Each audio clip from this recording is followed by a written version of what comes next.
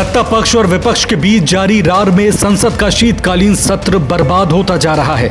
सदन की कार्यवाही के आज 12वें दिन भी कांग्रेस ने अडानी मामले को लेकर मोदी सरकार को घेरा। संसद परिसर में विपक्षी सांसद तिरंगा और फूल लेकर पहुंचे और प्रतीकात्मक विरोध प्रदर्शन के रूप में एनडीए सांसदों को दिए। विपक्ष का आरोप है कि अडानी मामले पर चर्चा करने से सरकार भाग रही है। वहीं बीजेपी विपक्षी दलों की भारत विरोधी ताकतों के साथ सांठगांठ के आरोप लगा रही है। इन सब के बीच कुछ विपक्षी दलों ने राज्यसभा में उपराष्ट्रपति और उच्च सदन के सभापति जगदीप धनखड़ के खिलाफ अविश्वास प्रस्ताव लाने की योजना बनाई है। उनका आरोप है कि चेयरमैन राज्यसभा में विपक्षी सांसदों को बोलने का मौका नहीं देकर उनके साथ भेदभाव कर रहे हैं। You see, as Biju Janata Dal, we are not part of the India Alliance, which I had also mentioned yesterday. So therefore, as you've mentioned, that this is a resolution brought by the parties of the India Alliance. As far as the BJD is concerned, since we are not part of the India Alliance, so therefore we don't hold a brief on this matter. And as you'd already realized that the petition has been filed by the India Alliance parties, and the BJD is not a party to that petition. Our concern is the running of the House. Our concern is that the House should run smoothly and that there should not be any adjournments, because the issue is that smaller regional parties like us suffer because of adjournments. So I hope today the House runs smoothly. आज सभा में आज हमने भी देखा, पत्रकार दीर्घा में सारे पत्रकार बैठे थे, उन्होंने भी देखा, सदन की कार्रवाई भी देखी।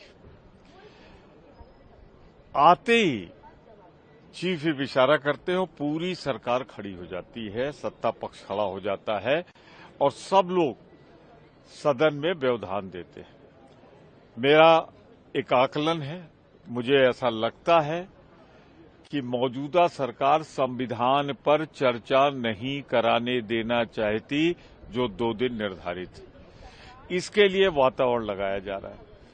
मैं किरण रिजिजू जी को समझाना चाहता हूं, बताना चाहता हूं, आप उपराष्ट्रपति को उसके जाति और धर्म के हिसाब से बांधेंगे? वो पद ऐसा है जिसकी गरिमा के खिलाफ है ये। और अगर मैं कहूं कि आप नेता विरोधी दल को इसलिए नहीं बोलने देते क्योंकि वो दलित समुदाय से आते, तो मैं भारतीय जनता पार्टी की सरकार पर आरोप लगाता हूं कि वो दलित विरोधी।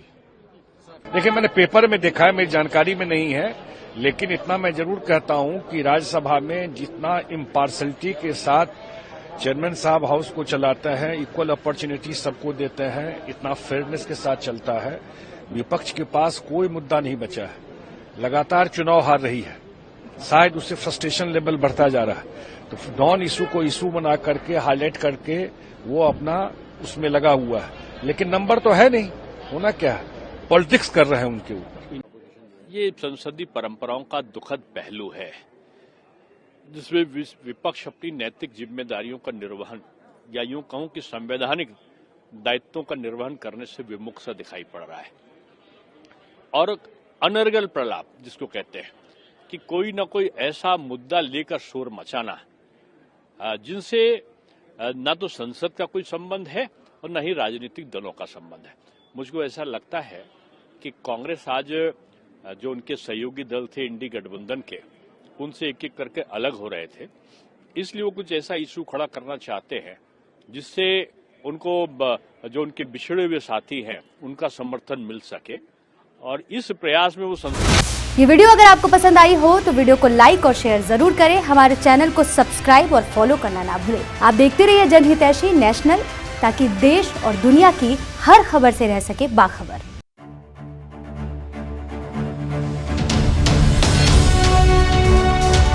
जनहितैषी, टीआरपी नहीं भरोसा आपका।